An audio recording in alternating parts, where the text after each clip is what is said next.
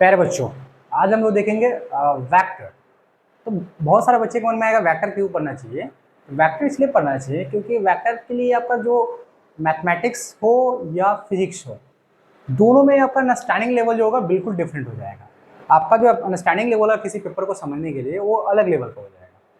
और वेक्टर बिल्कुल डिफरेंट इसलिए भी माना जाता है कि इसमें सिंपल लॉ ऑफ अलजेब्रा नहीं लगता है। अब 2 + 2 कितना होता है, 4 हो जाता है। तो कहीं ना कहीं अलजेब्रा का रूल है, x + x कितना होता है, 2x हो जाता है। ये भी क्या होता है, कहीं ना कहीं अलजेब्रा का रूल है। तो यहाँ पे क्या है ना, वेक्टर में क्या होता है कि आप इसमें simple law of algebra use नहीं करोगे। ठीक है, तो क्या है इसके पीछे का क्या रीजन है, क्यों नहीं करोगे, इसको समझने के लिए थोड़ा जो है टाइम स्पेंड करना पड़ेगा वेक्टर के साथ। ठीक है, देन आपका वेक्टर, आप वेक्टर को जब समझ लोगे, अंडरस्टैंड कर लोगे, तो आपका पेपर जो होगा, फिजिक्स पेपर जो है, आपका मैथमेटिक्स पेपर जो है, वो उसका लेवल जो होगा, उसका क्वेश्चन का फ्रेमिंग करने का जो तरीका हो उसको आप समझ पाओगे। उसके पीछे का जो भी क्वेश्चन देने का जो फ्रेम करता है, उसके पीछे का जो भी लॉजिक होगा उसको आप अंडरस्टैंड कर लोगे। तो मोटा मोटी आप बात समझ गए कि वेक्टर क्यों पढ़ना चाहिए। तो आज हम स्टार्ट करते हैं वेक्टर, और बिल्कुल बेसिक से स्टार्ट करूँगा वेक्टर। जिन बच्चे को वेक्टर अगर देख के डर लगता होगा, वेक्टर में बहुत सारा कॉन्सेप्ट है वो नहीं समझ में आता होगा, कोई बात नहीं, पीछे मैं बैकग्राउंड आपको समझा के बताऊंगा। तो सबसे पहले वेक्टर जो है टॉपिक है मेरा वेक्टर। तो वेक्टर टॉपिक है, ठीक है, लेकिन वेक्टर से पहले समझने से पहले थोड़ा सा पीछे इसका बैकग्राउंड समझते हैं हम लोग। इसका बैकग्राउंड क्या है, इसके बैकग्राउंड में आकर हम समझेंगे। तो बैकग्राउंड में एक बात आपको क्लास 9th में 10th में पढ़े होगे, ठीक है। जैसे कि आप जानते हो कि भाई ये जो मेरा है, ये एक्स एक्सिस है, ये मेरा क्या है, वाई एक्सिस है। इसको क्या बोलते हो आप, ओरिजिन बोलते हो। क्या बोलते हो उसको, ओरिजिन बोलते हो। मैं वेक्टर पे आता हूँ वापस, पहले थोड़ा सा बेसिक कॉन्सेप्ट जानते हो। चलो, एक बात तुम पहले से ये बात हम जानते हैं, ये भी जानते हैं, कोई और पॉइंट अगर यहाँ पे है, तो अगर इसको लोकेट किए हो x, y पे, तो आप जानते हो कि पहले x में गया होगा फिर y में गया होगा। और ये पॉइंट आप यहाँ से ड्रॉ कर सकते हो। तो ये आपका x डिस्टेंस हो गया, ये क्या हो जाएगा, y के लॉन्ग आपका डिस्टेंस हो जाएगा। तो ये आप किसी पॉइंट का क्या लिख सकते हो, कोऑर्डिनेट लिखते हो।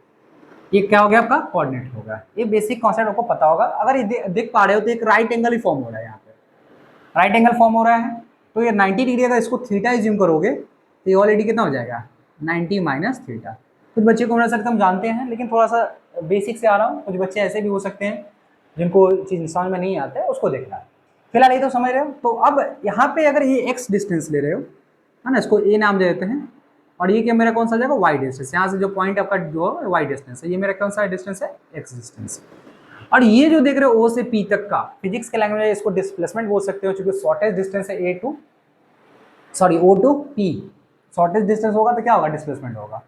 कोई बात नहीं, अगर मैथमेटिक्स में थोड़ा बहुत क्लास 9 में पढ़े होगे, 10th में पढ़े होगे, तो इसके बारे में आपको इतना सफिशियंट है। उसमें एक और पॉइंट हमको पढ़ना है, ठीक है, और जानना है। जैसे क्लास 11 में हमको पढ़ना होता है, क्लास 11th में, ठीक है। कोई बात नहीं, जो बच्चे नहीं पढ़े कोई बात है, 10th ही पढ़े तो मैं उसको समझा दूंगा। क्लास 11 में पढ़ना है पोलर डिफरेंशिएशन, पोलर फॉर्म पढ़ना है हमको, पोलर फॉर्म, ठीक है। कॉम्प्लेक्स नंबर में पढ़ना हमको पोलर फॉर्म पढ़ना होता है। ये सर पोलर फॉर्म क्या होता है, बहुत ज़्यादा डिफिकल्ट नहीं है, आप समझ सकते हो। प्यारे बच्चों, आप इतना तो जानते हो, क्लास 10th पढ़ के आए हो, तो क्लास 10 में थोड़ा सा पढ़े होगा ट्रिगो, तो उसमें sine cos tan cos x और पढ़े होगे। उसका रेशियोज फॉर्म इतना तो जानते होगे प्यारे बच्चों के, साइन थीटा जो होता है वो क्या होता है, परपेंडिकुलर अपॉन हाइपोटेनस। और जो कॉस थीटा होता है वो बेस अपॉन हाइपोटेनस। और जो टैन थीटा होता है वो होता है परपेंडिकुलर अपॉन बेस। तो 3 कॉन्सेप्ट तो हम पहले से जानते हैं, इसके अकॉर्डिंग ही हम इसको पोलर को फॉर्म को बदलेंगे।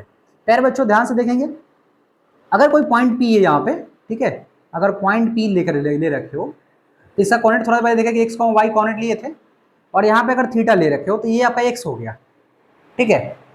अब मैं इसको, इस लेंथ को मुझे पता नहीं है, इस लेंथ को अगर हम थोड़ा के लिए आर मान के चल रहे हैं, तो ये मेरा क्या हो गया, एक्स हो गया, ये क्या हो गया मेरा, वाई हो गया। तो अगर इसमें अब अगर इस ट्रायंगल को आप देख पा रहे हो, ओ है पी है और इसको ए ले लो, इस ट्रायंगल को देख रहे हो, कौन सा ट्रायंगल बन रहा है, राइट एंगल बन रहा है, जिसमें परपेंडिकुलर कौन सा हो गया, वो वाई हो गया, बेस कौन सा है, एक्स है, और हाइपोटेनस कौन सा है, आर। तो जब इसमें आप साइन थीटा लोगे, टेकिंग साइन थीटा, और जब साइन थीटा लोगे तो क्या हो, उसका फॉर्मूला क्या होता है, पी बाई एच। तो पी कौन सा है मेरे पास, पी तो मेरे पास वाई है, और एच कौन सा है, आर है। तो क्या हो जाएगा, वाई बाई आर। यहाँ से मैं इसको क्या कर सकता हूँ, Y is equal to R को शिफ्ट कर दूँ इधर, तो आर इंटू क्या हो जाएगा, साइन थीटा हो गया। आर इंटू क्या हो गया, साइन थीटा हो गया। मतलब यहाँ पे वाई का वैल्यू हमने क्या निकाल लिया, आर साइन थीटा। तो इसी तरह से अगर हम कॉस थीटा लेंगे, टेकिंग, अगर कॉस थीटा ले रहे हैं, कॉस थीटा लेंगे तो क्या हो जाएगा कॉस का, बी बाई एच। तो बी मेरे पास कौन सा पेयर है बच्चों, एक्स है, और एच कौन सा हो जाएगा, आर हो जाएगा। तो यहाँ हो जाएगा एक्स अपॉन आर हो जाएगा। देखा जाए तो यहाँ पे से भी हम एक्स का वैल्यू निकाल सकते हैं, एक्स इक्वल टू क्या हो जाएगा, R cos theta, R cos theta. तो आपने देखा कि एक्स का वैल्यू आपने निकाले ये आर कॉस थीटा, और वाई का वैल्यू हमने निकाले आर साइन थीटा। तो अब ये जो एक्स और वाई है वास्तव में इससे पहले क्या था, एक्स और वाई क्या था, कोऑर्डिनेट था। तो एक्स और वाई पहले से कोऑर्डिनेट था, तो क्या हम इस जो पी के जो एक्स के जगह पे मैं लिख सकता हूँ R sine theta, sorry X का वैल्यू कितना आया है, कॉस थीटा, तो आर कॉस थीटा, और यहाँ पे क्या हो जाएगा आर साइन थीटा। देखा जाए तो इसमें आर जो है ना किसका रोल प्ले कर रहा है, हाइपोटेनस का रोल प्ले कर रहा है।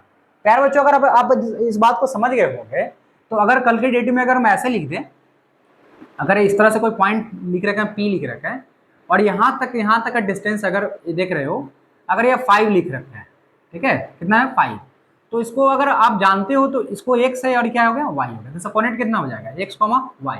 ये कार्टेशियन सिस्टम में एक्स कॉमा वाई कोऑर्डिनेट लिखे हो। अगर इसका पोलर में लिखना चाहोगे तो आप क्या लिख रहे हो, यहाँ क्या देखे थे, आर कॉस थीटा देखे थे, तो यहाँ आर के जब इस पर कौन सा बैठा हुआ है 5, तो प्यारे बच्चों इसको लिख कैसे सकते हो, इसको लिख सकते पी, इसको लिखोगे 5 कॉस थीटा कॉमा क्या लिख सकते हो 5 साइन थीटा। मतलब जो ये डिस्टेंस यहाँ से यहाँ तक हुआ ये क्या हो गया 5 कॉस थीटा हो गया, और ये जो डिस्टेंस यहाँ से यहाँ तक हुआ क्या हो गया 5 साइन थीटा हो गया। तो प्यारे बच्चों जो ये देख रहे हो आपका जो ये हाइपोटेनस जो देख रहे हो, अगर कल के डेट में अगर इस तरह से चेंज कर दें, क्योंकि वेक्टर पढ़ रहे हो तो उसमें चेंज के बारे में, चूंकि इसमें सब चीज चेंजिंग के बारे में, दुनिया में हर चीज बदल ही रहा है, चेंज के बारे में पढ़ोगे। तो अगर मान के चलो बुआ अगर ये पॉइंट पी है, इसका अगर 7 डिस्टेंस दे रखा है, अगर आपको ये पॉइंट दे रखा है और ये यहाँ पे x है और यहाँ y है, तो अगर p कोऑर्डिनेट है x कॉमा y, ये तो आप बचपन से जानते हो। लेकिन अगर इसको पोलर में बताना होगा तो क्या बोलोगे, सीधा सीधा बोलोगे सर 7 कॉस थीटा और 7 क्या हो जाएगा साइन थीटा। इसको लगा सकते हो। अगर आपको समझ में आ गया होगा कैसे हुआ तो हमको लग रहा है कि समझ में आ ही गया होगा, ज़्यादा कुछ तो है खास था नहीं इसमें। एक और एग्जाम्पल ले लेते हैं। अगर कल के डेट में मान के चलो ऐसा हुआ, कोई पॉइंट ऐसे है, अगर यहाँ पे 1 लिख रखा है, कितना है 1, अगर इस पॉइंट का मुझे कोऑर्डिनेट लिखना है, पोलर में लिखना है, पोलर में, तो प्यारे बच्चों ये क्या हो गया मेरा, या अगर इसको लिखोगे तो 1 कॉस थीटा और क्या हो जाएगा 1 साइन थीटा। कैसे हुआ, तो आपको यहाँ से देख सकते हो रेफरेंस पॉइंट में, यहाँ पे हम जैसे निकाले हैं तो आर साइन थीटा निकला था और यहाँ क्या था आर कॉस थीटा निकला था। तो जो कि आर का वैल्यू यहाँ पे हमको पता नहीं था, अननोन था, तो हम आर कॉस थीटा और क्या लिखते हैं आर कॉस थीटा और आर साइन थीटा। तो जब जब आर मेरा नोन होगा तो मैं यहाँ वैल्यू पुट कर दूंगा। बहुत सारे बच्चों में सर थीटा कैसे फाइंड आउट करें वो उसके आगे देखेंगे। फिलहाल अभी फिलहाल इतना देखना कि इसको हम, अगर मुझे टेन का कॉन्सेप्ट आता है तो मैं इसको साइन कॉस में चेंज कर सकता हूँ, पोलर फॉर्म में चेंज कर सकता हूँ। ठीक है, आई होप कि आपको ये समझ में आ गया होगा। ठीक है, तो ऐसे बैठे नहीं, खाली बैठोगे नहीं भाई, इसको लिखोगे भी। ठीक है, और चूंकि बहुत बेसिक से स्टार्ट किया तो थोड़ा बहुत जो है ना स्टैंडिंग आपको जो है अलग लेवल से होगा। चलो, तो यहाँ तक उम्मीद है कि समझ में। अभी मैं वेक्टर नहीं आपको बताया पोलर फॉर्म में कैसे, तो अब ध्यान से देखना है कुछ चीज़, स्क्रीनशॉट ले सकते हो या लिखो, इसको लिख लेना कॉपी में। ठीक है, चलो आगे देखते हैं। तो बेसिक आपको आपने सीखा कि दो चीज को आप एक्स और वाई के जगह पे आप एक ट्रिगो का कॉन्सेप्ट करके आप पोलर फॉर्म में भी उसको लिख सकते हो, पोलर रिप्रेजेंटेशन में लिख सकते हो। चलो देखते हैं एक कॉन्सेप्ट। अगर मान के चले, एक छोटा सा कॉन्सेप्ट बात करता हूँ। अगर मेरे पास अगर कोई पॉइंट यहाँ पे है, ठीक है, अगर पॉइंट ले रखा है यहाँ पे 3 करते हैं, सॉरी, अगर मान ले पॉइंट मान ले मेरे पास ले रखा है 10, ठीक है, और यहाँ पे पॉइंट एक्स है, एक्स और यहाँ पे वाई, तो इसका पॉइंट पी का कोऑर्डिनेट क्या लिखोगे, एक्स कॉमा वाई लिखोगे। ये तो आप जानते थे क्लास 10th में, कार्टेशियन में है। इसी को अगर पोलर में लिखना चाहोगे तो एक्स के जगह क्या लिखोगे, एक्स के जगह लिखोगे बुआ 10 कॉस थीटा, और वाई के क्या लिखोगे 10 साइन थीटा। कैसे आया, अगर करना चाहो तो कर सकते हो, बट आपको ऐसे याद रखना, करना चाहो तो इसको थीटा लो, इसमें आप साइन थीटा लोगे तो क्या हो जाएगा पी बाई एच, तो वाई बाई 10 हो जाएगा, 10 शिफ्ट हो जाएगा तो 10 कितना हो जाएगा 10 साइन थीटा। किसका वैल्यू आया, वाई का वैल्यू आया। फिर कॉस लोगे बुआ, तो कॉस थीटा क्या होता है बी बाई एच, तो बी कौन सा हो जाएगा एक्स, इसके जगह कौन सा हो जाएगा 10, तो क्या लिख सकते हो, 10 cos थीटा इक्वल टू हो जाएगा x। ठीक है, तो आप x के जगह लिख सकते हो 10 cos थीटा, y के जगह लिख सकते हो 10 sin थीटा। सर वही लिखे हैं। उम्मीद है कि आप इस बात को समझ गए होंगे। एक और मैं एग्जांपल लेना चाहता हूं, प्यारे बच्चों ध्यान से देखेंगे। छोटी छोटी बातें जब आप प्रैक्टिस कर लोगे, ठीक है। अगर कैलकुलेटर में मान लो 3 लिखा हुआ है, इसका मुझे लिखना है पोलर फॉर्म में लिखना, तो क्या लिखोगे, फटाफट बोलो। 3 cos थीटा और 3 sin थीटा। ठीक है, उम्मीद है कि आप समझ गए होंगे। वही चीज था, बस अगर इसको सिंपल सी अगर बोल दो में सर ये नहीं दिया रहेगा तो क्या करेंगे, तब वह नहीं दिया रहेगा तो उसको क्या लिखोगा, आर यूज करके चलोगे। ठीक है, उम्मीद है कि आप बात समझ गए होंगे। ठीक है, अब आते हैं थोड़ा सा वेक्टर के पे। वेक्टर में आज हम लोग क्या देखने वाले हैं, तो ये आपने देखा कि पोलर, ये पोलर है, ये आपका कार्टेशियन सिस्टम है। चलो आगे देखते हैं। ये पहले से जानते थे, ये अभी अभी जाने हो, या पहले भी जानते होंगे। चलो अब हमको जो वेक्टर है ना, वेक्टर क्यों पढ़ना चाहिए इसके बारे में देखो। बहुत बच्चे को होता है कि मैं अचानक से मेरा एक्सपीरियंस हो जाए, अचानक से सब चीज समझ में आने लगे, ऐसा नहीं होता प्यारे बच्चों। आपको वेक्टर का साथ टाइम देना पड़ेगा। ठीक है, जैसे किसी को समझने के लिए आपको क्या पड़ता है, उसको साथ टाइम देना पड़ता है। अचानक थोड़ी किसी को जाकर तुम जो है कुछ बोल दोगे, उसको समझने के लिए क्या देना, टाइम देना पड़ता है। तो वेक्टर आपके बहुत सारा मन में आएगा, वेक्टर क्यों पढ़ते हैं, क्या है नहीं है, क्यों पढ़ना चाहिए, वो सब बहुत सारा टाइम आपको धीरे धीरे हर चीज समझ में आने लगेगा। बस मैं एक ही बात बोलना चाहूंगा, इसका साथ टाइम दो। ठीक है, कुछ चीजें होता है आप टाइम दोगे, खुद ब खुद आपको अंडरस्टैंडिंग आपका बनने लगेगा। तो फिलहाल आप चाहोगे एक ही चैप्टर में, ऐसा नहीं होगा। तो आज मैं बेसिक ही बताऊँ वेक्टर के बारे में, थोड़ा सा इंट्रोड्यूस करता हूँ। चलो भाई, तो वेक्टर पढ़ने से पहले मेरे पास एक वर्ड है, इसको बोलते हैं फिजिकल क्वांटिटी। फिजिकल क्वांटिटी, अब फिजिकल क्वांटिटी जो है ना, फिजिकल क्वांटिटी, ये फिजिकल क्वांटिटी होता क्या है, मैं ज्यादा लिखवाने का ज्यादा नहीं रखता हूँ विश्वास, आपको समझ में आना है। फिजिकल क्वांटिटी का मतलब क्या हुआ प्यारे बच्चों, फिजिकल क्वांटिटी का मतलब हुआ जो मेजरेबल क्वांटिटी होता है, जिसको मापा जा सकता है। फिजिकल क्वांटिटी मतलब क्या होगा, मेजरेबल क्वांटिटी, इसको आप बोल सकते हो मेजरेबल। प्यारे बच्चों मेजरेबल क्वांटिटी होगा, मेजरेबल क्वांटिटी है। तो मेजरेबल क्वांटिटी अगर है तो उसको बोलते हो आप क्या चीज, फिजिकल क्वांटिटी। तो दुनिया में सारे चीज जो मेजरेबल क्वांटिटी है सब क्या होता है, फिजिकल क्वांटिटी होता है। दूसरा चीज इसमें फिजिकल क्वांटिटी के बाद, अब फिजिकल क्वांटिटी जो होता है, जो आपका फिजिकल क्वांटिटी है वो आपका मेनली दो टाइप का होता है। एक को बोलते हो वेक्टर, जो कि बच्चे रटे रहते हैं, वेक्टर क्या हो, वेक्टर वेक्टर जिसका मैग्नीट्यूड होता है, वेक्टर है। हम लोग समझने आए टॉपिक को, पढ़ने नहीं, समझना है, अंडरस्टैंडिंग लेवल। दूसरा होता है स्केलर। ठीक है, और मैं इसमें ज्यादा बात नहीं कर रहा हूँ, स्केलर और वेक्टर है। तो वेक्टर के लिए अब दिमाग में रखो, वेक्टर में आप जानते हो कि इसमें क्या होता है, मैग्नीट्यूड भी होता है, मैग्नीट्यूड होता है। और स्केलर में क्या होता है, मैग्नीट्यूड और इसमें साथ साथ एक साथ और होता है, इसके साथ एक और भी होता है, डायरेक्शन भी होता है। मैग्नीट्यूड के साथ क्या होता है, डायरेक्शन, मैग्नीट्यूड के साथ इसके साथ डायरेक्शन भी होता है। तो मैग्नीट्यूड के साथ इसका डायरेक्शन होता है। और स्केलर में क्या होता है भाई, आप पढ़े हो स्केलर में ओनली मैग्नीट्यूड होता है, ओनली मैग्नीट्यूड होता है। तो ओनली अगर मैग्नीट्यूड है,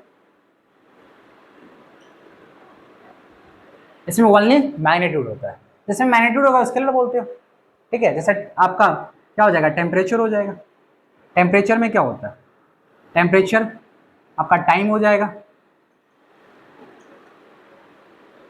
ठीक है, टेम्परेचर हो गया, टाइम हो गया, डिस्टेंस हो गया, आपका स्पीड हो गया, आपका जो भी सब क्या है स्केलर। बहुत सारा ढेर सारा इसका एग्जांपल है, मैं उस पर बात करने नहीं आया, बात करूंगा पर टाइम थोड़ा सा देना पड़ेगा इस पर। अब जैसे मैग्नीट्यूड और डायरेक्शन दोनों होता है, जैसे कि आप जानते हो। अब फोर्स, फोर्स में क्या होता है, मैग्नीट्यूड भी होता है और डायरेक्शन भी होता है। आप डिस्प्लेसमेंट पढ़े हो, डिस्प्लेसमेंट में भी जो है मैग्नीट्यूड होता है और डायरेक्शन भी होता है। Good.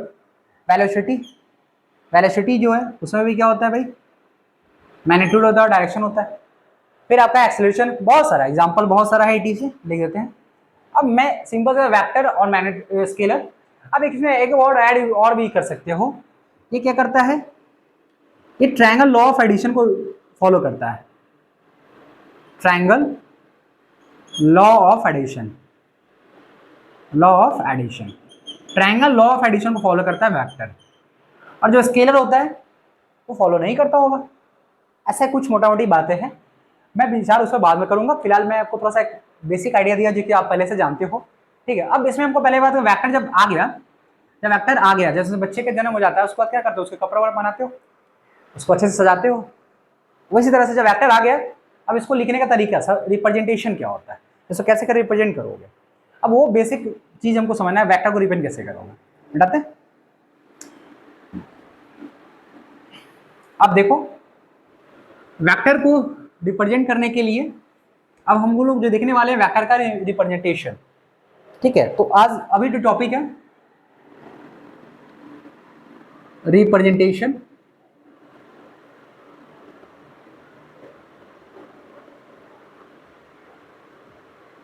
Representation of A vector.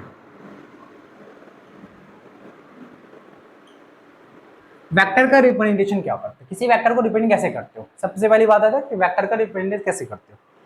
तो अब बहुत सारा चीज ध्यान रखना है, लेकिन अब देखो बेसिकली हमको जानते हैं यहाँ पे कि वेक्टर को रिप्रेजेंट करने का, एक तो कुछ लोग बोलते हैं कि सर डायरेक्टेड लाइन से करते हैं, directed line, directed line,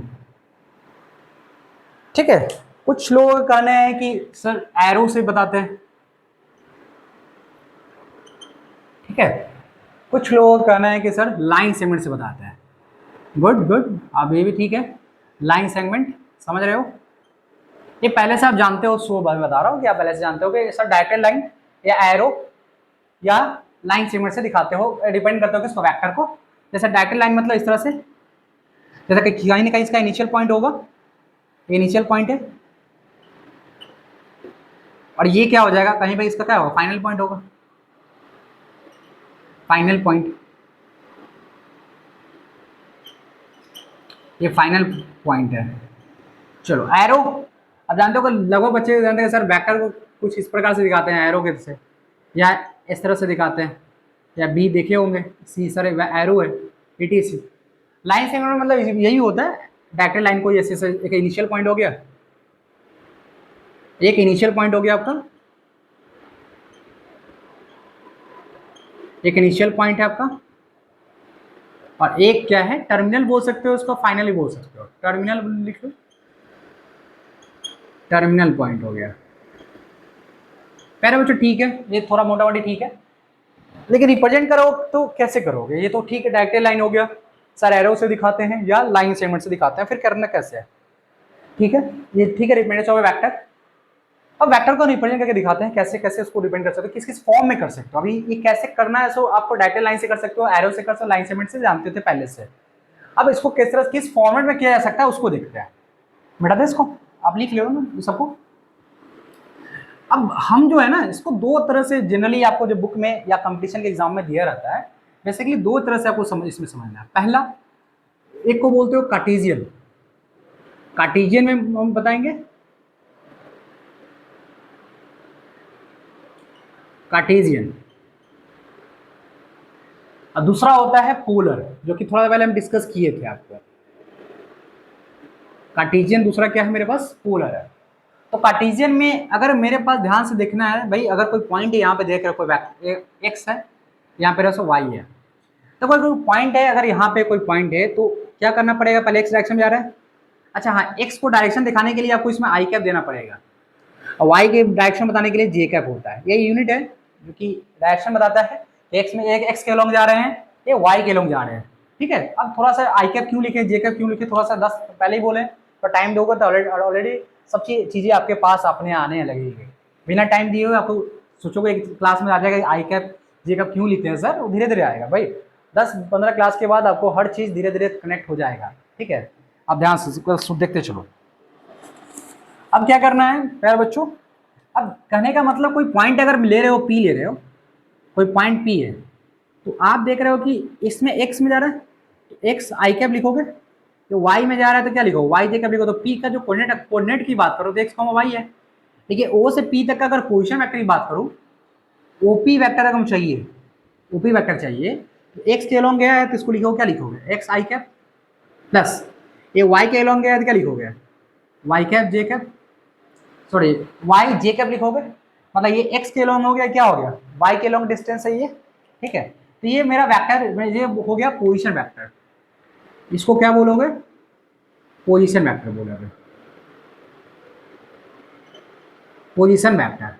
position vector का मतलब क्या? किसी भी पॉइंट का रेफरेंस पॉइंट ले रहे हो, कहाँ से ले रहे हो? ओरिजिन से ले रहे हो। जब भी पोजीशन वेक्टर की बात आएगा, इसका मतलब दिमाग में ये रखना कि भाई रेफरेंस पॉइंट क्या है?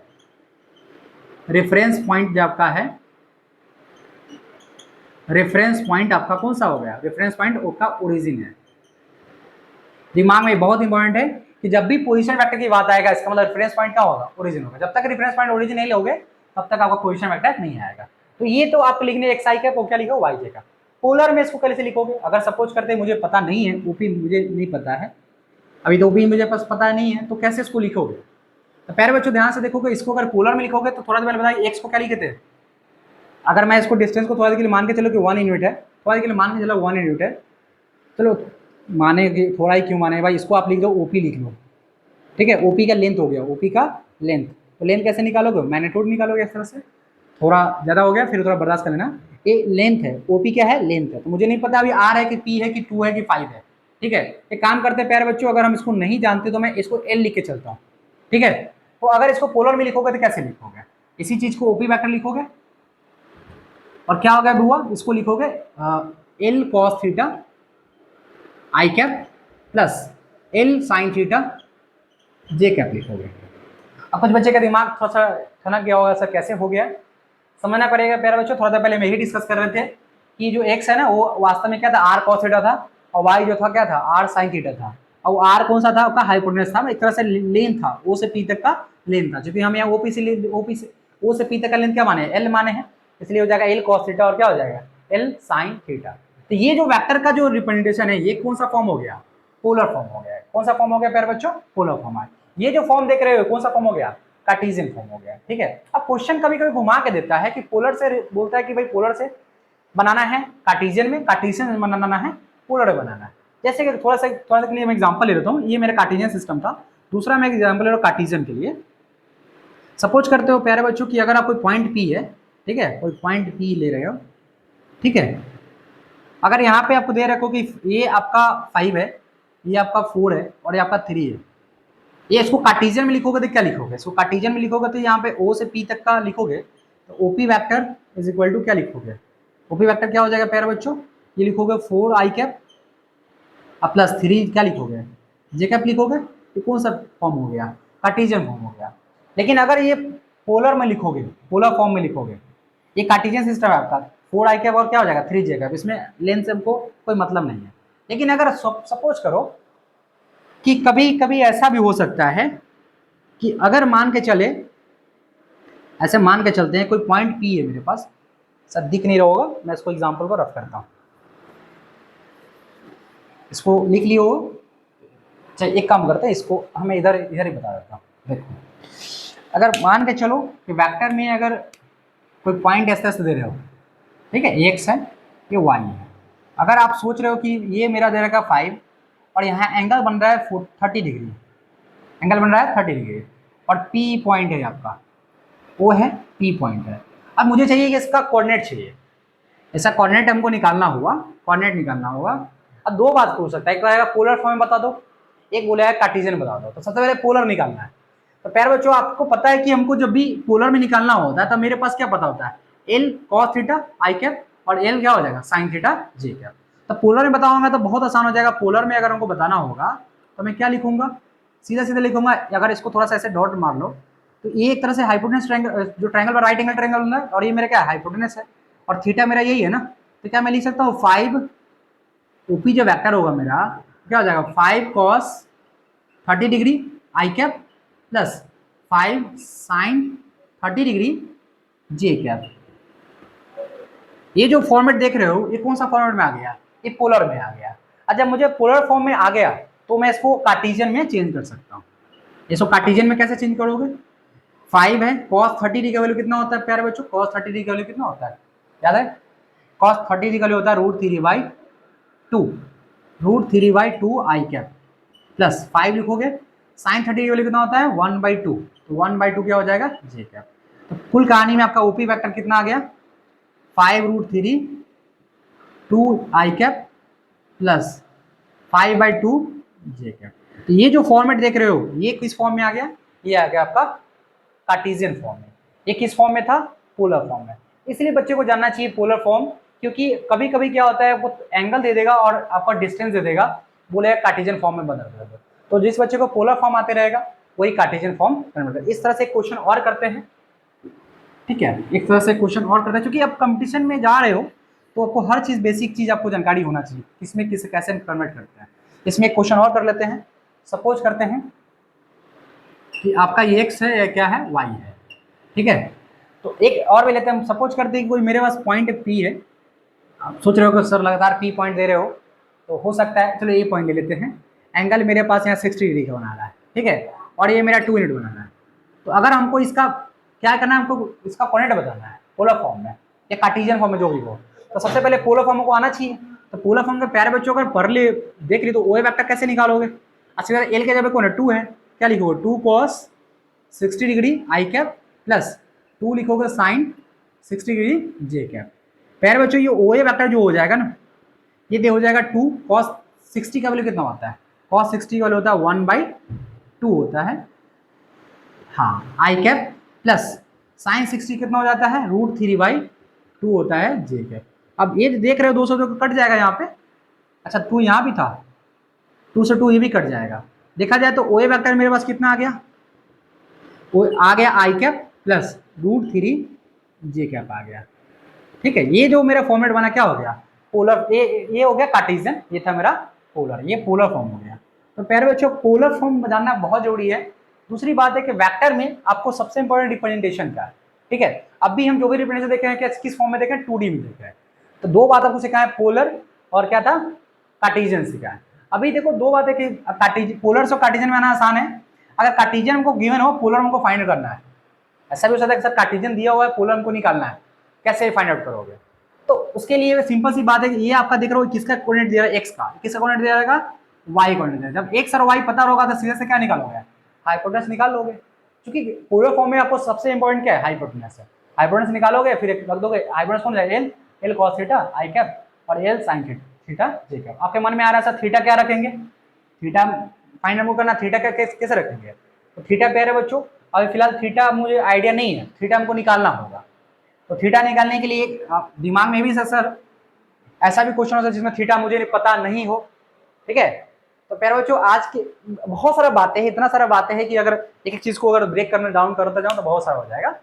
तो आपको मैं ये बताना चाहता हूँ कि वेक्टर के साथ टाइम स्पेंड करो, ठीक है। और ये बात बिलीव रखो खुद पे और सामने वाला भी बिलीव रखना, खुद पे होगा सामने वाला, कि आपका वेक्टर अगर कमिट हो जाता है, फिर आपका मैथमेटिक्स का जो भी टर्म होगा, वेक्टर का जो भी सॉरी फिजिक्स का जो भी टर्म होगा, आपको अंडरस्टैंडिंग लेवल आपका जो होगा अलग लेवल से होगा, आप अलग विजन से देखोगे, ठीक है।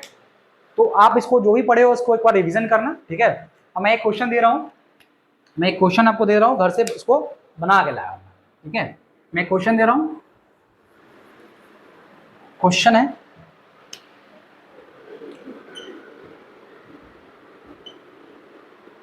आपका ये दे रहेगा 7 दे रखा है, ठीक है, बी पॉइंट है और एंगल बना रहा है 45 डिग्री का, ठीक है, 45 का एंगल बना रहा है। आपको क्या करना है, इसको इसका कार्टेशियन फॉर्म बनाना है, कार्टेशियन और साथ साथ पोलर दोनों बनाना है, पोलर फॉर्म। हम कल इसके बारे में बहुत सारा और भी बातें हैं जो कि अगली क्लास में करेंगे, और सीधा से बैठना नहीं भाई, लिखना भी, ठीक है। तो मिलते हैं अगली क्लास में, ठीक है, थैंक यू।